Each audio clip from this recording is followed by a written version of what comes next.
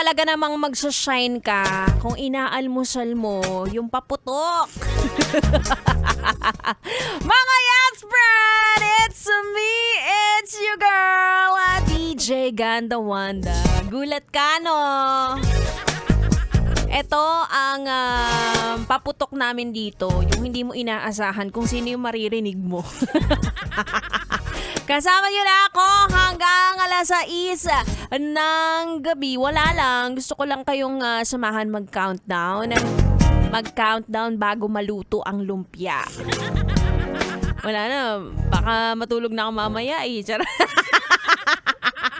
Baka hindi na ako magpaabot ng alas 12. Alam niyo naman kapag kapag medyo pat-30 na tayo, 'di ba? Medyo nire-reserve natin ang ating energy, Pero ikaw ba, yes, friend, handa ka na ba sa ingay na maririnig mo sa pagsalubong ng taong 2026? Sobrang okay. Pasensya na. Alam ko yung iba sa inyo natutulog ngayon, no? Taray. Sino pa mang ganyan? Yung iba kasi kaya na talaga magpuyat ng hindi siesta, diba?